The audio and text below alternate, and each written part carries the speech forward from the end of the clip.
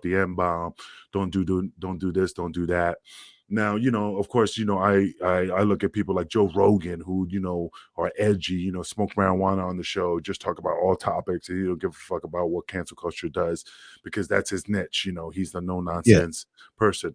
So, I mean, are you, what is your view in regards about the cancel culture in regards to that?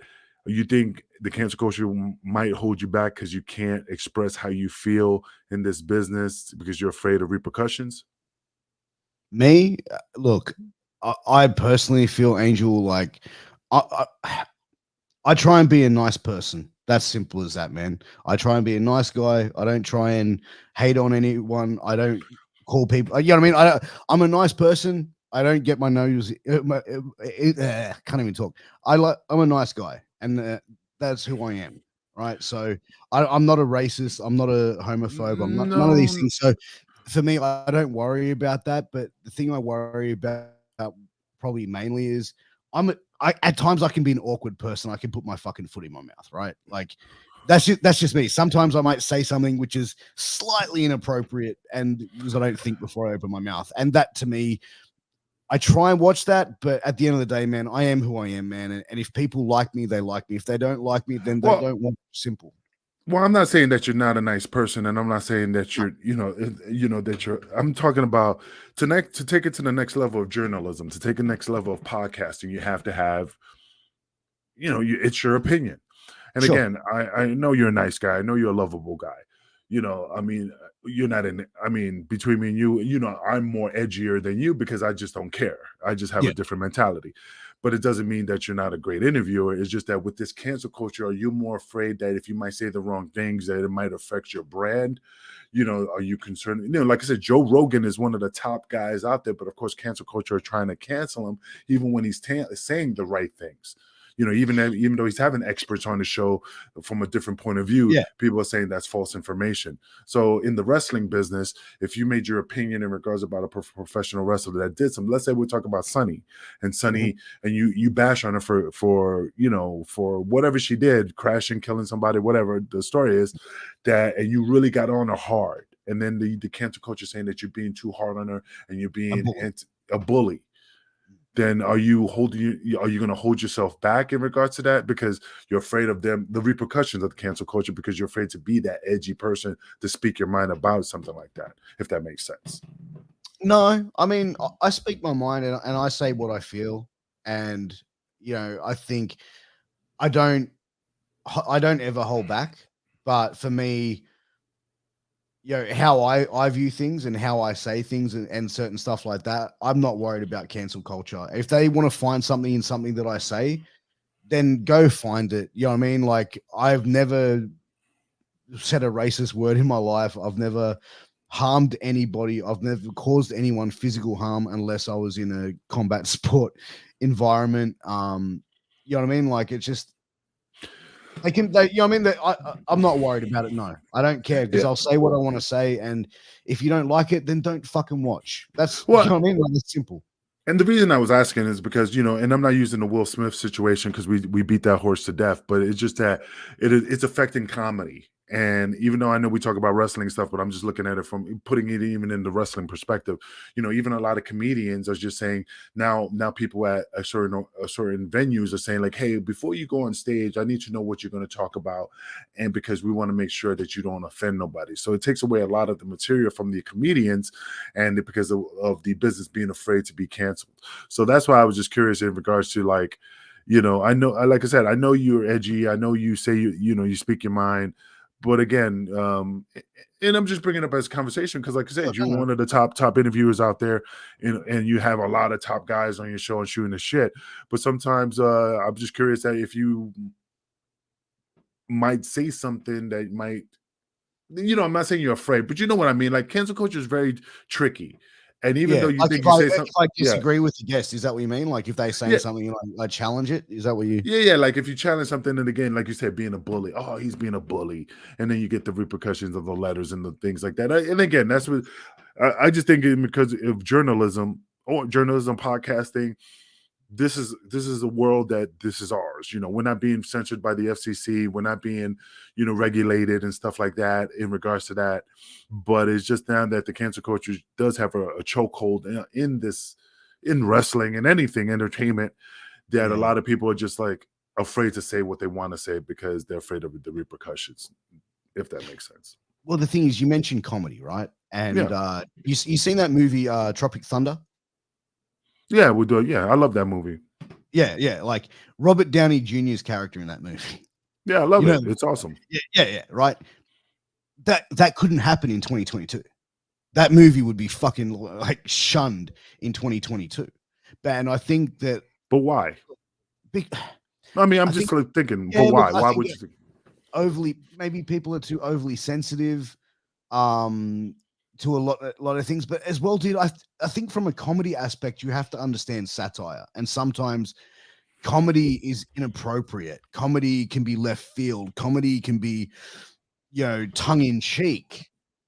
But as soon as you start trying to censor comedy, as soon as you try and start canceling comedy and comedians, you're taking away someone's creative outlet. You know what I mean? Like if an actor said, put it this way, if there's a movie about, like, I don't know, like slavery in the United States back in the Mhm. day, right? And like a white man is calling, a person of color the N word, right? Like, is that then no one's going to then start blasting that actor saying, yeah, let's take the Django, for example. No one's going to turn around and say that Leonardo DiCaprio is a racist because he said the N word in a movie, right? Mhm. But a comedian, if was to go out and do that, would get crucified. If a professional wrestler was to go out there and say something like that, they would get crucified, because and by the audiences as well. Because I think that when you have that live audience interaction, and whether even with us to a slight degree with the live podcasting, when you have that live interaction, people feel closer to it because they can physically see you.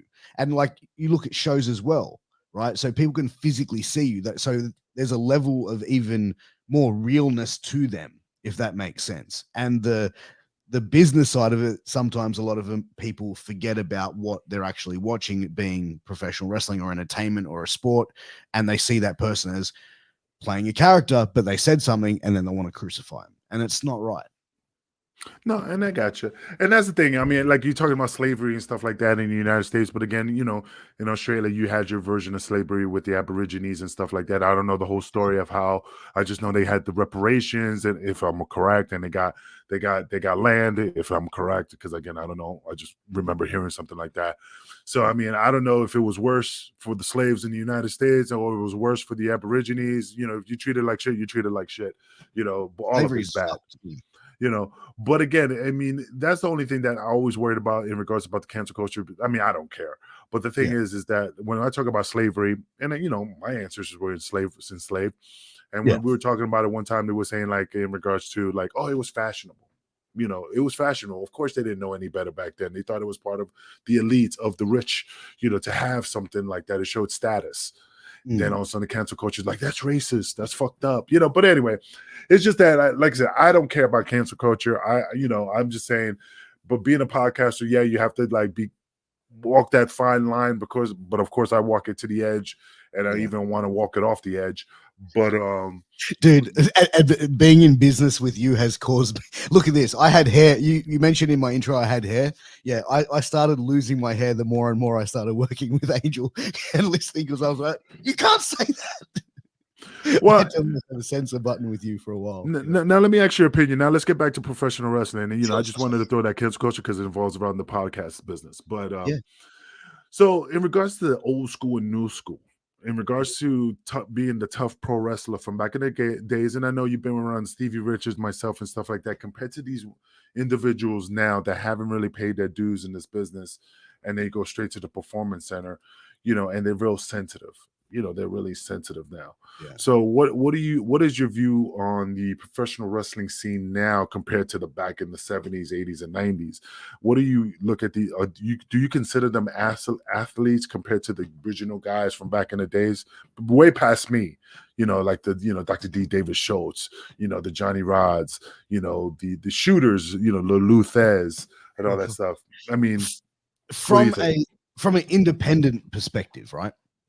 In the last 20 years, I think we've seen the business on the indies, the level of performers improve, where it's like Mhm. now we're seeing more legitimate athletes than a couple of acne faced teenagers that are wearing like tearaway tracksuit pants and their Adidas t-shirts to the ring.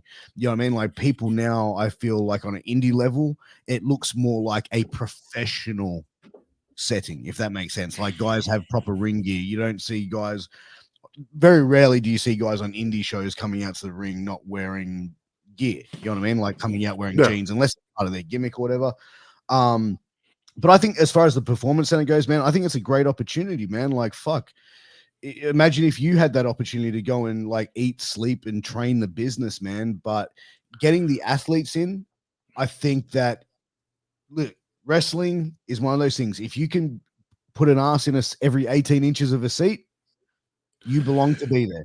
If you're Yeah, gonna but if you want to bring people to the audience, you're gonna bring in new audience, you're gonna get that, then yes, you have a spot at that table. That's how I believe. but look at it like this. Let me put it in your terminology. You had pictures of yourself playing rugby as a young kid. How long have you played rugby? Oh, how long did I play? Yeah. I mean, from Oh, day one to now. I mean, from day one to whatever. How long have you played? I played from when I was 8 till I was about 18. Okay. Yeah. So you played since you were 8 all the way to 18. So you consider yourself seasoned.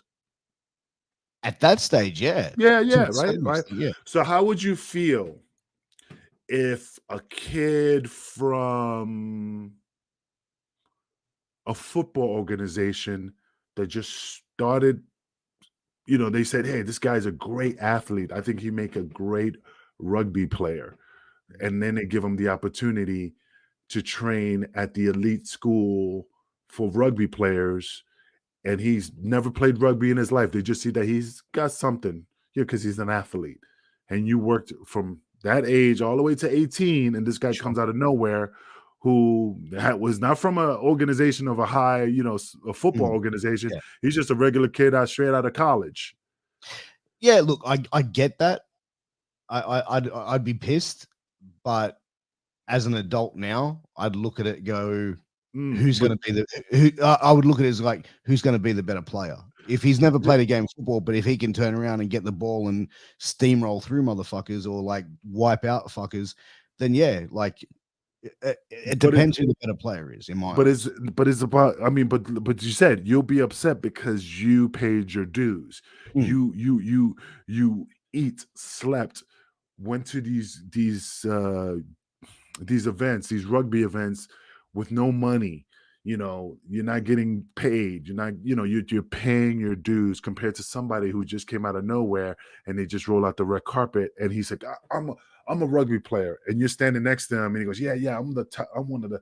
They got me because they can see talent. I'm going to be the best rugby player on the planet, and you're going to look at him like, really, dickhead. dude? Yeah. Yeah. And see, yeah, I see your point. Yeah, you could always be the double-edged sword and say, well, but if you look at it from the perspective, like you said, you'd be pissed because from all those years of you lacing up those cleats, getting kicked in the teeth, maybe knocking the tooth out, and now you got a cap and you paid your dues, and now you're at the main event of one of those top rugby organizations, and this guy just comes in, hey guys, how you doing?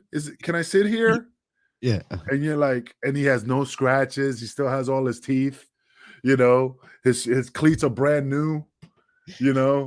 Don't even have dirt on them. And he's like, yeah, man, I'm excited to be here, man. I'm really gonna help you guys out. I'm really gonna take you guys to the championship. You trying to give me anxiety right now? Yeah, you're gonna look at him like, you're gonna take me to the championship. You know what I mean? Yeah. That's when you start getting upset. And